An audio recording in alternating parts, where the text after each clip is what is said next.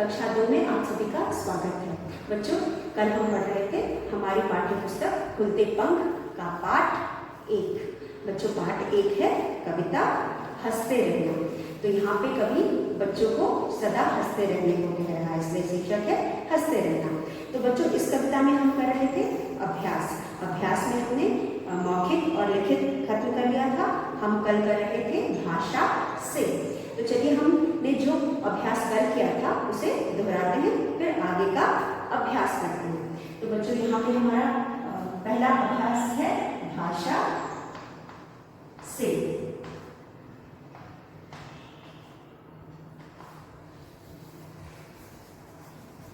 भाषा से, और भाषा से में हमारा पहला प्रश्न था समान अर्थ वाले शब्द। समान अर्थ वाले शब्द। हमारे पास यहाँ पे कुछ समान अर्थ वाले शब्द दिए गए हैं। उन शब्दों के आगे और भी 3 शब्द दिए गए हैं, और जो सही अर्थ है उसका उसके ऊपर गोला बनाना है। तो हम यहाँ पे चलिए समान अर्थ वाले शब्द पर गोला बनाओ।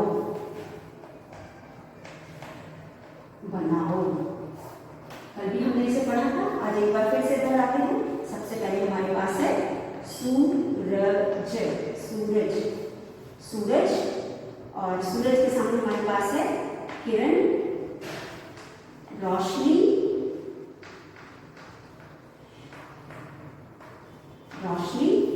और सूर्य।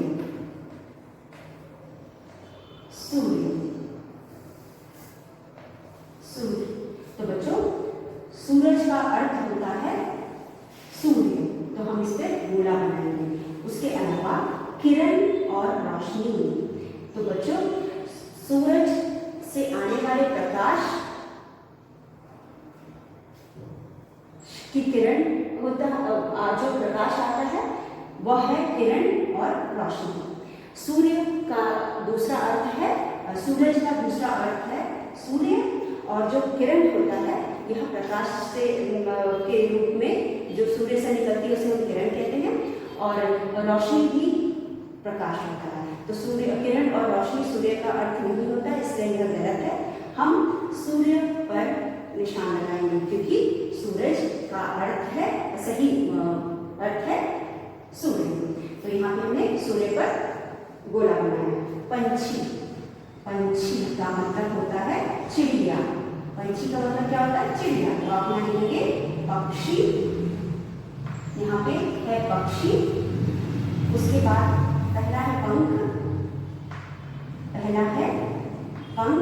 फिर है पक्षी, और उसके बाद है कबूतर। तो बच्चों, जैसा कि हम जानते हैं पक्षी का मतलब भी चिड़िया होता है, पंछी का मतलब भी चिड़िया होता है। तो हमारे पास यहाँ पे पंछी है और इन दोनों का मतलब चिड़िया होता है, यानी पक्षी का अर्थ हुआ चिड़िया, पंछी का अर्थ हुआ पक्षी, पंछी का अर्थ हुआ पक्षी। पंख पक्षी का एक शरीर का भाग होता है, तो इसलिए यह इसका अर्थ नहीं हो सकता, क्योंकि वह सिर्फ एक पक्षी के शरीर का भाग होता है। और कबूतर एक पक्षी का नाम होता है, इसलिए पंछी का अर्थ कबूतर भी नहीं हो सकता। तो हम यहाँ पक्षी पर निशान लगाएंगे, क्योंकि पक्षी का मतलब भी चिड़िया और पंछी का मतलब भी चिड़िया होता है, दोनों का अर्थ एक है। अगला है वाणी। वाणी का मतलब आवाज। वाणी का मतलब आवाज, बोली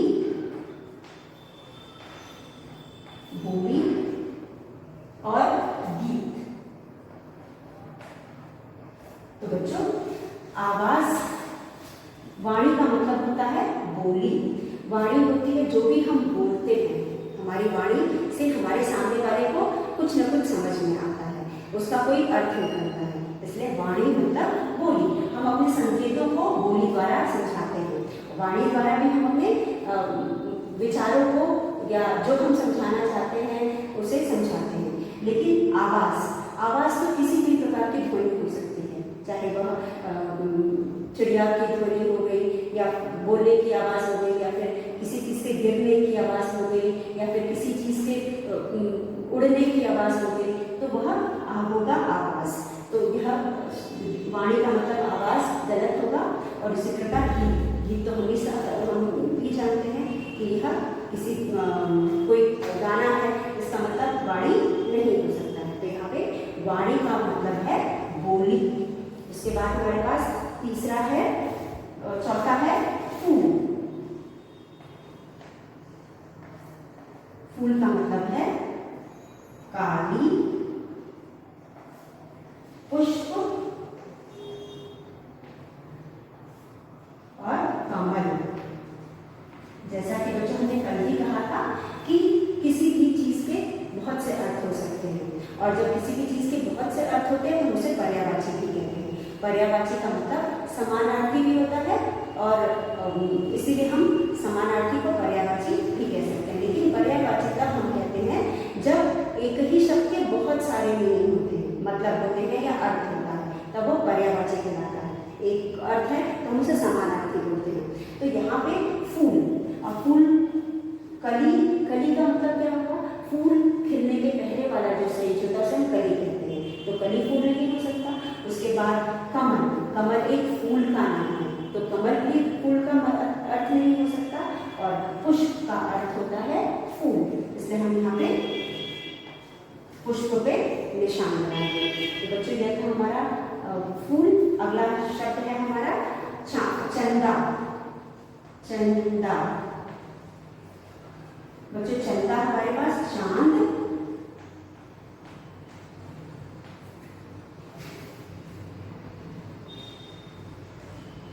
बिल्ली,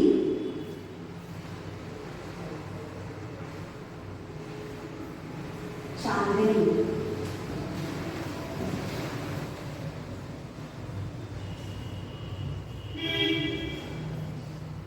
तो बच्चों चंदा का होगा चांद। बिंदी तो चांद का अर्थ हो नहीं सकता, और चांदनी भी चांद का अर्थ नहीं हो सकता। तो बच्चों चंदा का मतलब चांद, तो हम यहाँ चांद पर गोला बनाएंगे। तो इस तरह से बच्चों सूरज का अर्थ है सूर्य, पंछी का अर्थ है पक्षी, वाणी का अर्थ है बोली, फूल का अर्थ है पुष्प, और चंदा का अर्थ है चांद। तो इस तरह से बच्चों यह अभ्यास हमारा समाप्त होता है। अब हम शुरू करेंगे आज का कार्य और आगे का अभ्यास। आगे है हमारे पास समझो और बोल बोल कर पढ़ो। दूसरा प्रश्न है समझो, समझो और बोल बोल कर पढ़ो। बोल बोल कर पढ़ो। हमें यहाँ पे इस प्रश्न को समझना है और बोल बोल कर पढ़ना है। तो बच्चा, बच्चा पहला है बच्चा, फिर है बच्चे, फिर है झरना, झरना या झरने, फिर है नदी, फिर है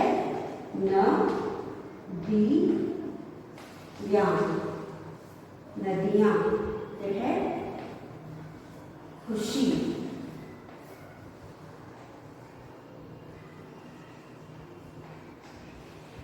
खुशियाँ।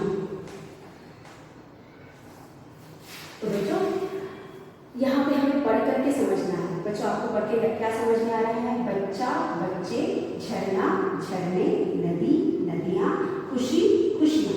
बच्चों ये हम बहुत बार पढ़ चुके हैं और समझ चुके हैं। आपको देख करके या पढ़ करके समझ में आ रहा होगा कि बच्चा, बच्चा मतलब एक, और बच्चे मतलब अनेक, जिसे हम एक वचन या बहुवचन भी कहते हैं। जब हम किसी भी शब्द को, बच्चों पहले भी कई बार पढ़ चुके हैं और आपको अभी तक अच्छे से हम इसे दोहरा रहे हैं। तो यहाँ पे बच्चा मतलब एक बच्चा। अब इस एक आखिरी पे जो आ की मात्रा है हमें इसे अनेक करना है, तो इस आ की मात्रा को हम एक ही मात्रा कर देंगे, तो हो जाएगा बच्चे। मतलब जब हम बच्चा लिखेंगे तो हमारे पास एक बच्चा है, यहाँ पर एक बच्चा है, और अगर हम बच्चे लिखेंगे तो अनेक होगा। तो यहाँ पे क्या कर रहे हैं, एक और अनेक। एक मतलब बच्चा और अनेक मतलब बच्चे। बच्चे। झरना, झरना का मतलब क्या होता है, एक झरना, और यहाँ पे झरने मतलब अनेक। हमें जब भी एक को अनेक बनाना है तो हम इस आ की मात्रा को एक की मात्रा में बदल देंगे। झरना, झरने। और नदी, हमारे पास एक नदी है, लेकिन यही नियम हर शब्द के साथ लागू नहीं होता है। यहाँ पे जब हमारे पास आखिरी शब्द पर बड़ी ई की मात्रा है तो हम वहाँ पे या लगाएंगे और उस मात्रा को छोटी ई की मात्रा बना देंगे, जैसे कि नदियाँ, नदियाँ। नदियाँ में क्या हो जाएगा, नदियाँ में हमारे पास न है, द पे बड़ी की मात्रा नदी में थी, उस नदी ई बड़ी की मात्रा को हमने छोटी की मात्रा बना दी, और या पे आ की मात्रा के साथ चंद्र लेंगे। तो जब भी हम या की मात्रा लगाते हैं तो पहले वाले शब्द पे छोटी की मात्रा हो जाती है। नदी में बड़ी की मात्रा द पे थी, नदी में द पे बड़ी की मात्रा थी, और जब हमने या लगाया तो ये छोटी की मात्रा हो गई। यहाँ पे एक नदी थी, यहाँ पे बहुत सी नदियाँ हैं, अनेक नदियाँ हैं, इसलिए हमने यहाँ पे नदियाँ लगाया। अनेक में बच्चों चाहे दो हो या दो से अधिक हो, हम उसको बहुवचन कहेंगे या फिर अनेक बोलेंगे। फिर उसके बाद हमारे पास खुशी, ख पे छोटे की मात्रा, श पे बड़ी की मात्रा। यहाँ पे भी बड़ी की मात्रा है, जब हम खुशी को खुशियाँ बनाएंगे तो श पे छोटे की मात्रा हो जाएगी, और उसके बाद ज्ञान हो जाएगा। जब भी बच्चों किसी शब्द में हम ज्ञान लगाते हैं, जैसा कि मैंने ऊपर ही बताया, ज्ञान लगाते हैं तो हम उसके पहले वाली मात्रा को बड़ी की मात्रा से छोटी की मात्रा कर देते हैं। यहाँ पे देख सकते हैं आप, यहाँ पे खुशी में बड़ी की मात्रा है और खुशियाँ में छोटी की मात्रा है। तो बच्चों इस तरह से हम बड़ी की मात्रा को छोटी की मात्रा बना करके एक से अनेक बनाते हैं। चलिए एक बार फिर पढ़ते हैं। अगर हमारे शब्द के आखिरी में आ की मात्रा है तो हम उसमें एक ही मात्रा कर देते हैं, बच्चा हो जाएगा बच्चे। अगर हमारे पास झरना है में आ की मात्रा है तो हम इस झरना को बहुवचन बनाने के लिए एक ही मात्रा, न की आ की मात्रा को एक ही मात्रा बना देंगे। और नदी, नदी न द पे बड़ी की मात्रा है, बड़ी की मात्रा के साथ हम या लगाएंगे तो बड़ी की मात्रा बन जाएगी छोटी की मात्रा, नदी बन जाएगा नदियाँ। उसके बाद खुशी, खुशी में बड़ी की मात्रा श पे है, वो बन जाएगी खुशियाँ। तो इस तरह से हम एक वचन से बहुवचन बनाएंगे, और यही इस प्रश्न में हमें पढ़ करके समझना है। तो बच्चा, बच्चे, झरना, झरने, नदी, नदियाँ, खुशी, खुशियाँ। इस तरह से हम पढ़ करके हमको समझ में आया कि किस तरह से हम एक वचन को बहुवचन बनाएंगे। अब हम पढ़ेंगे हमारा अगला प्रश्न। अगले प्रश्न में बच्चों हमारे हैं पढ़कर समान तुक वाले शब्दों को रेखा खींचकर मिलाओ। तुक वाले शब्द मतलब एक ही लय और ताल वाले शब्द, एक ही लय और ताल वाले शब्द जिन्हें हम पढ़ेंगे तो हमें हमारे आखिरी दो शब्द एक जैसे मिल जाएंगे। जैसे कि हमारे पास यहाँ पे है प्रश्न 3,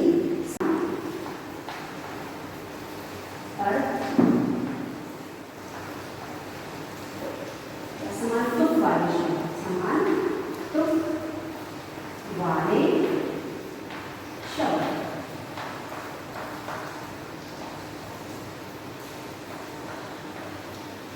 को रेखा खींचकर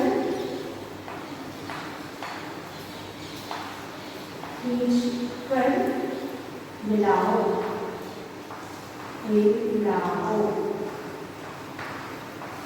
मिलाओ। तो बच्चों यहाँ पे हमारे पास कुछ शब्द दिए गए हैं जिनको हम रेखा खींचकर मिलाएंगे। किस आधार पर हम रेखा खींचेंगे, जिनके समान हो, मतलब एक जैसे उनका सुर और लय हो। तो चलिए देखते हैं। जैसे कि हमारे पास यहाँ पे है वाणी, वाणी, झरना,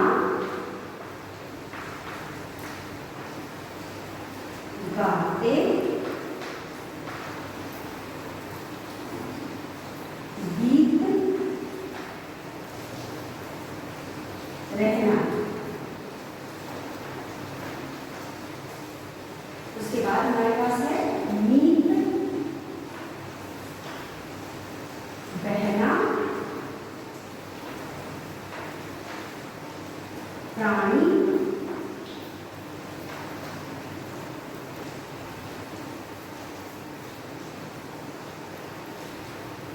लाते,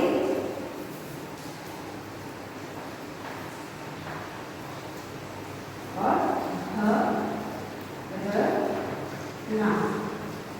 भरना। तो बच्चों ये है हमारे पास शब्द जिनके हम तुक के साथ यानी जिनका एक जैसा सुर और लय हो, जैसे कि यहाँ पे हमारे पास है वाणी। तो बच्चों यहाँ पे कौन सा शब्द है जो इसी वाणी से भी मिलता जुलता लय वाला है? यहाँ पे वाणी, नींद, बहना, प्राणी, वाणी, प्राणी। जब आप पढ़ रहे हैं तो आप एक जैसा लय वाला शब्द लग रहा है आपको, यहाँ पे दोनों में एक ही तुक है। जैसे यहाँ पे वाणी, यहाँ है प्राणी, आखिरी शब्द एक होने की वजह से दोनों का तुक एक ही सा है। तो वाणी, प्राणी, वाणी को प्राणी से मिलाएंगे। उसके बाद हमारे पास है झरना, झरना। तो झरना का क्या हो जाएगा? बहना, झरना, झरना, भरना, झरना, भरना। एक जैसे हमें आखिरी दोनों शब्द एक जैसे हैं, इसलिए एक ही तुक बन रहा है। इसको हम पढ़े झरना, तो इसको पढ़ रहे हैं भरना। तो दोनों में एक ही तुक बन रहा है। उसके बाद हमारे पास अगला है गाते। गाते का क्या हो जाएगा? लाते, गाते, लाते। गा क्या कहते हैं? गा, ता पे भी मात्रा ते, यहाँ पे भी ता पे भी मात्रा। गाते, लाते, दोनों में एक जैसा तुक बना। आप जब बोल रहे हैं तो क्या आपको बोलने में भी एक जैसा बोल में तुक बना और समझ में आ रहा है कि दोनों में कितनी तुक है, या लय है या ताल है। तो इसको बोलते हैं गाते, लाते। गीत, नीत, गीत, नीत। यहाँ पे भी ग पे बड़ी गिनाते हैं, म पे बड़ी गिनाते हैं। गीत, नीत। रहना, बहना, रहना, बहना। रहना का है बहना। तो इस तरह से बच्चों हम पढ़ने से ही हमें समझ में आएगा कि किस शब्द में उसी जैसा तुक है, क्योंकि शब्द भी मिलते जुलते हैं। आखिरी के का शब्द या आखिरी से एक पहले का भी शब्द किसी किसी में एक जैसा है। इससे क्या हो रहा है, जब हम इनको पढ़ रहे हैं दोनों का तुक जो है एक जैसा आ रहा है, या लय और ताल दोनों का एक ही है। वाणी, प्राणी, झरना, भरना, गाते, लाते, गीत, नींद, रहना, बहना। ये हो गए एक ही तुक वाले शब्द, और एक ही तुक वाले शब्द को हमने रेखा खींच करके इनका मिलान किया है। तो बच्चों इसी तरह हम इसको पढ़ करके समझ करके इसको अपने पुस्तक में करेंगे। इसके बाद हमारा अगला अभ्यास है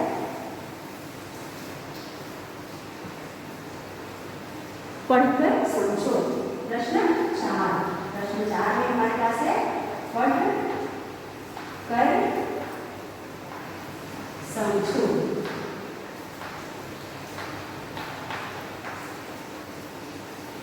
पढ़कर समझो और लिखो, और लिखो। यहाँ पे है श, श प्लस र, श प्लस र। फिर हमारे पास च प्लस च। तो बच्चों जैसा कि मैंने आपको पहले ही बताया है, श के नीचे हलन का मतलब, किसी भी अक्षर के नीचे हलन का मतलब होता है आधा। ये जो श है इसका मतलब है आधा। जब हम किसी भी शब्द को आधा लिखते हैं और उसको दूसरे अक्षर के साथ मिलाते हैं तो हम उसके नीचे हलन लगाते हैं। तो यहाँ पे श का मतलब है आधा। ये हो गया श, जिससे हम बड़ी की मात्रा लगा के श्री लिखते हैं। तो ये क्या? श्रव, बड़ा श, बड़ा श, संख्या वाला श प्लस र, और वो भी बड़ा श आधा। इन दोनों को मिलाकर के हम एक शब्द बनाते हैं जिसे हम संयुक्त अक्षर भी कहते हैं। इन अक्षरों को हम व्यंजन में शामिल नहीं करते, हम इनको अलग से पढ़ते हैं और हम इनको संयुक्त अक्षर वाले शब्द बनाते हैं। हम जिन्हें दो अक्षर को मिलाकर के शब्द बनाते हैं, हम इस व्यंजन में हम संयुक्त अक्षर बोलते हैं। तो श के नीचे हलन का मतलब आधा श और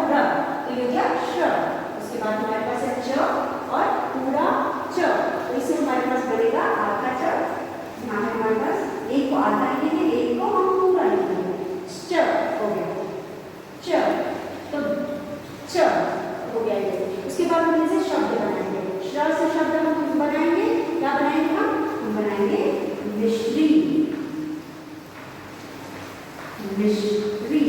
मिश्री जैसा कि पाठ में भी हमने पढ़ा था, यह एक वस्तु होती है जो मीठी होती है।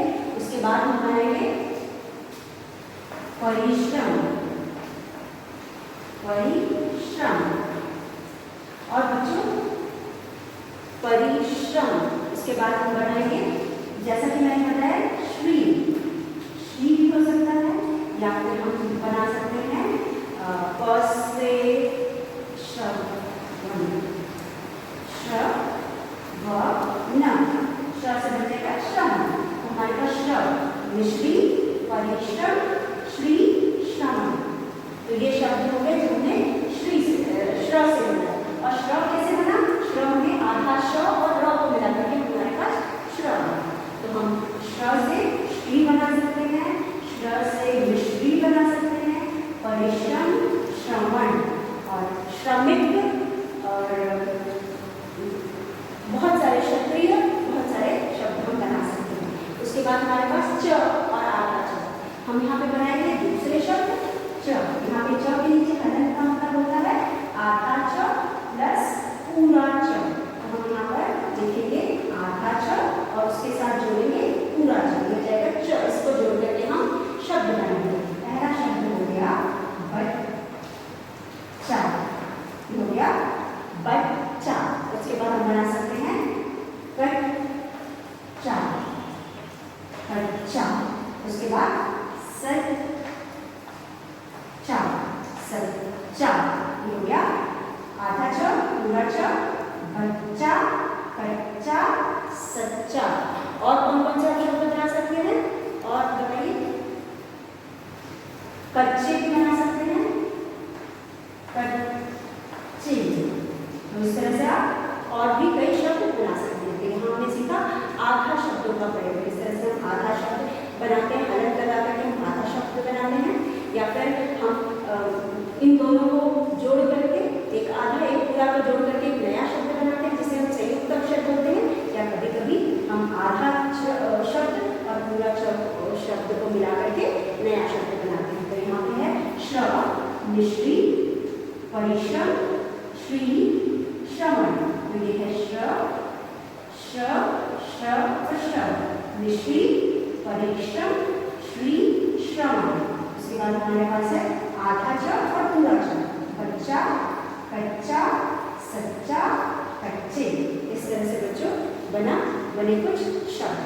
और इसी तरह से हम आगे भी पढ़ेंगे कि किसी भी शब्द के नीचे हलंत लगाने का मतलब होता है कि वह शब्द आधा लिखा जाएगा और उसी तरह वह दूसरे शब्द के साथ मिलकर के या तो नया शब्द बनाएगा, जैसे कि श्र के केस में आधा श और र एक नया शब्द बनाए जिसे हम संयुक्त अक्षर बोलते हैं, या फिर हम इस तरह से आधा और पूरा लिख करके नया शब्द बनाएंगे।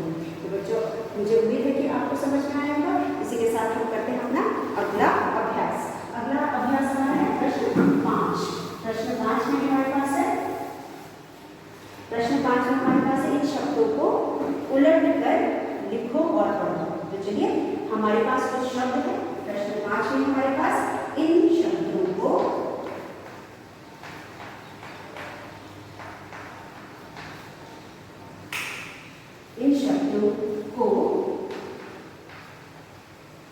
उलट कर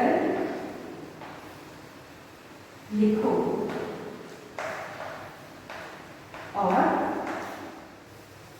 पढ़ो और पढ़ो। पहला शब्द हमारे पास है, पहला शब्द बच्चों हमारे पास है चना। चना, चना, चना को हम किस तरह से लिखेंगे? चना। चना हम उल्टा लिखेंगे। पहले हम दूसरे शब्द को लिखेंगे ना च। जब हम इसको उल्टा लिखेंगे तो हमारे पास एक शब्द बनेगा और हम इसे शब्द भी कहते हैं। उल्टा लिखने पे अगर हमें इसे इसका कुछ मतलब समझ में आता है या ये शब्द का कुछ अर्थ समझ में आता है तो ये शब्द हुआ, यानी यह एक शब्द है, यह एक शब्द है जिसका हमको मतलब समझ में आ रहा है, इसलिए शब्द सही है। च ना ना च, हम इसको शब्द कह सकते हैं। तो हमने एक नया शब्द बनाया, इस पहले वाले शब्द को उल्टा करके हमने एक नया शब्द बनाया ना च। तो उसके बाद हमारे पास दूसरा अब चीनी को जब हम उल्टा करेंगे तो क्या होगा? चीनी, चीनी, नी ची। नीची से भी हमें कुछ अर्थ समझ में आता है और इसमें लगे शब्द है। तो चीनी उल्टा करेंगे तो हो जाएगा नी ची। इसके बाद हमारे पास है हवा। हवा को अगर हम उल्टा करेंगे हवा, हवा को अगर हम उल्टा करेंगे तो ये हो जाएगा वा ह, ये हो जाएगा वाह ह वा। हवा को उल्टा करेंगे तो हो जाएगा वाह ह। इस तरह से हमने एक नया शब्द बनाया। उसके बाद हमारे पास है र हा। रहा को उल्टा करेंगे तो बनेगा हा र, हा। उसके बाद हमारे पास अगला शब्द है बजे। ब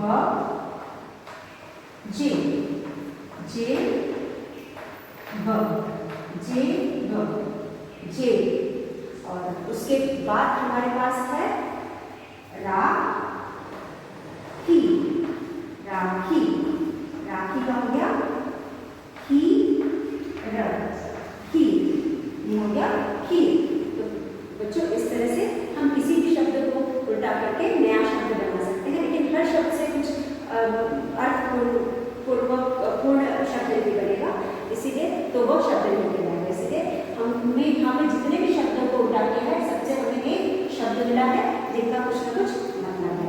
तो इस तरह से हमें करने में मजा भी आ रहा है, एक तरह का ये गेम हो गया कि हम एक शब्द ले रहे हैं उसे उलट करके फिर से लिख रहे हैं। तो हम फिर से इसको पढ़ते हैं। हमारे पास पहला शब्द है चना, चना, नाच, नाच, चीनी, नीची, हवा, वाह, र हा र। और बजे, जे ब। फिर हमारे पास है राखी, ही र। इस तरह से हमने जो हमारे पास शब्द थे उनको उलट करके उनको उल्टा लिख करके एक नया शब्द बनाया। और इस तरह से आप इसको लिख करके पढ़ सकते हैं और अभ्यास कर सकते हैं। बच्चों अगले प्रश्न में हमारे पास है अब करने की बारी। हमने पाठ समझ लिया, इससे संबंधित कार्य भी कर लिया, अभ्यास भी कर लिया। अब हमारे पास अगला जो प्रश्न है बच्चों, कक्षा में शब्दों की अंताक्षरी खेलो।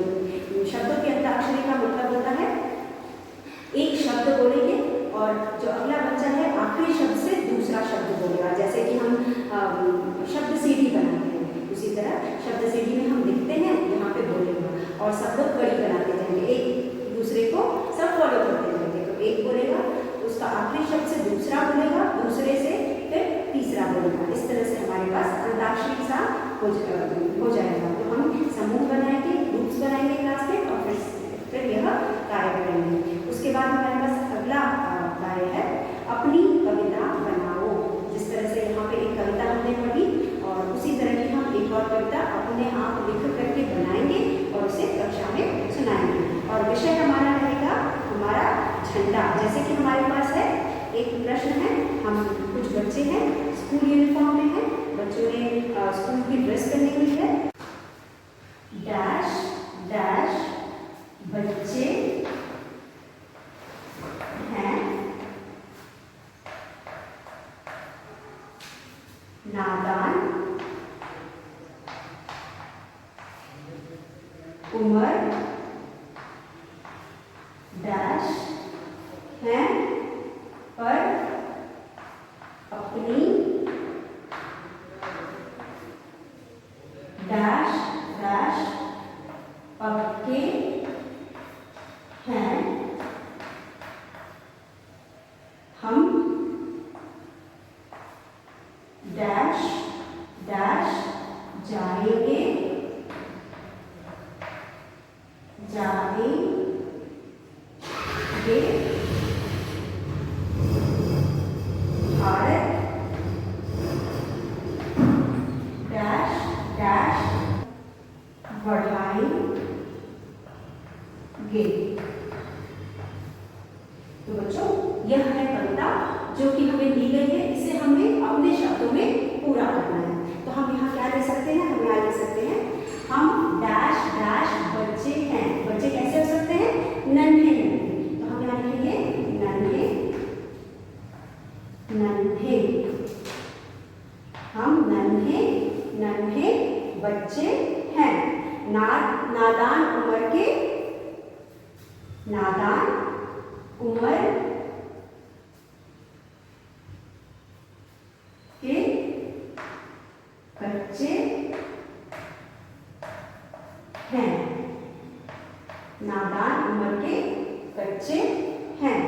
फिर उम्र के बच्चे हैं, पर अपनी डैश डैश के पक्के हैं। पर अपनी धुन, धुन मतलब जो हम करना चाहते हैं उसके पक्के हैं, धुन के पक्के हैं। हम डैश डैश जाएंगे, क्या कर जाएंगे, आगे बढ़ते जाएंगे। हम आगे आगे बढ़ते जाएंगे। भारत की शान बचाएंगे, भारत की शान बचाएंगे। तो बच्चों इस तरह से कोई जरूरी नहीं है जो शब्द मैंने इस्तेमाल किया आप भी करो, आप कुछ और शब्द भी जोड़ करके एक नई कविता बना सकते हो। चलिए एक बार सब पढ़ते हैं। हम नन्हे नन्हे बच्चे हैं, नादान उम्र के कच्चे हैं, पर अपनी धुन के पक्के हैं। हम आगे बढ़ते जाएंगे, भारत की शान बचाएंगे। इस तरह से हम कविता लिख करके हमने यह अभ्यास पूरा किया। आप चाहे तो अपने शब्दों में भी इस कविता को बना सकते हैं। बच्चों इस तरह से हमने यह पाठ समाप्त किया और आज के लिए बस इतना। अगले वीडियो में हम फिर मिलेंगे और इस पाठ से संबंधित कुछ कठिन शब्दों को लिख करके उसके को वाक्य में प्रयोग करेंगे। तब तक के लिए